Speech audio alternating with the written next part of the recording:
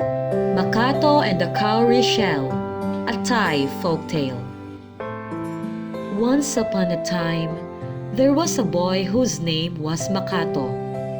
He was an orphan, for his father and mother died when he was very young. He had no brothers, sisters, cousins, or friends to take care of him, so he had to make a living for himself. He did every kind of work, carrying heavy things, clearing away the forest, or feeding pigs. He never idled. Although he was paid only small wages, he was satisfied. He knew that if he would not work, he would starve. Wherever he went, his employers praised him for being sensible, hardworking, good-tempered, and cheerful. One fine evening, after he had finished chopping up a big pile of wood, he sat down to rest and thought of all he would like to do in the future. He wanted to try his luck in far-off strange lands, for he longed for exciting adventures. "What are you thinking about so deeply, my boy?" asked his employer. "I would like to go on a journey for adventure," said Makato, pointing to the northeast. "I heard that the land is fertile and the people are kind. I wish I could see the land for myself." His eyes sparkled with excitement. "The land you wish to go to is called Sukhothai," said his employer. "They say Prarwang of Sukhothai is a very kind-hearted king. You might be lucky if you could go there." Sometime later, Makato decided to try his fortune. He left his village and set out in the wide world. He walked along cheerfully, enjoying new insights and talking to the people he met on the way. After a month's journey, he reached a village on the boundary of the kingdom of Sukhothai. "Please, can I have some water to drink?" Makato asked an old woman with a big water pot on her head. "I'm so thirsty." "Where did you come from? Why are you here alone? You look as if you've come a long way," said the old woman, pouring cold water from her pot into a small cup and handing it to Makato. "Thank you so much," said the boy. "Who are your father and mother? Haven't you any family?" the old woman asked again. "I come from the city of Mon over there," replied Makato. "Good heavens!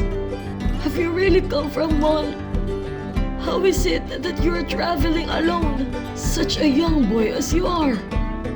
"I wanted to see Prarwang of Sukhothai," replied Makato.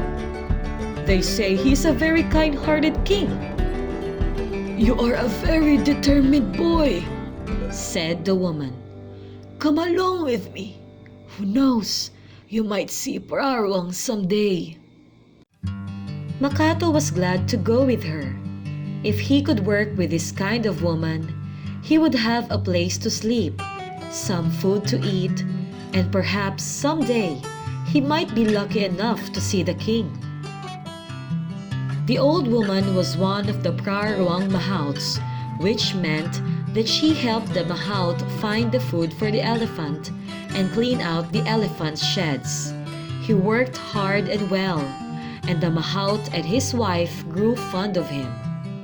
One day, the sky was clear and the weather so fine. It seemed to Makato that it must be a lucky day. As he worked in the elephant sheds, a tall young man in a splendid costume, followed by attendants, came in. It was Prarwang himself.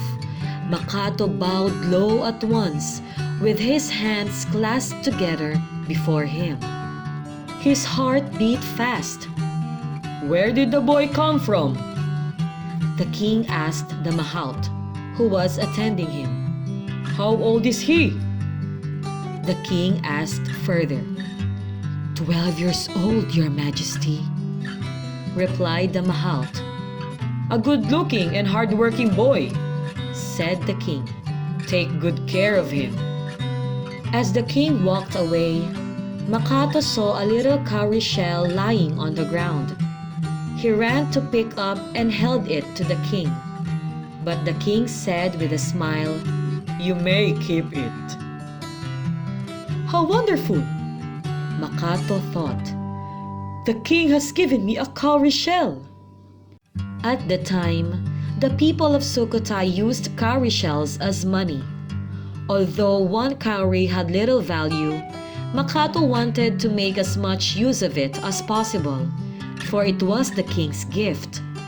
For a long time, he could not think of a way to use it so that it would earn money for him. One day, he passed by a stall in the market where the seeds of many different plants were sold. He looked along the stall and caught sight of a basket full of lettuce seed. Lettuces! He could grow small plants like that.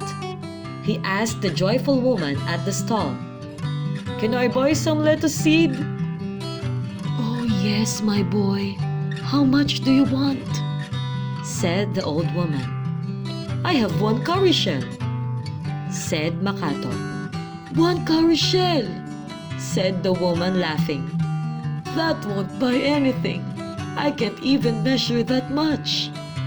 "Look," said Makato eagerly. "I will dip my finger into the pile of seeds. Then I will take the seeds that stick to it. That must be right for one cowrie shell."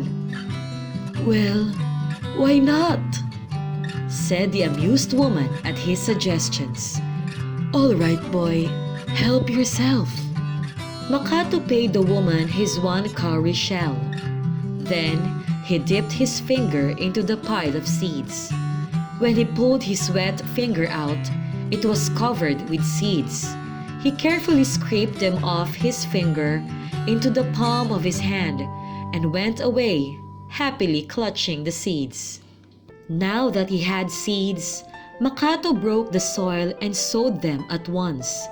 He watered the seed bed every day, and soon the young plants appeared. Day by day, he cleared more ground and planted more lettuce seedlings until the kitchen garden was covered with them. He was very proud of himself because he had done so well. "I wish I could give the king some lettuces," he thought.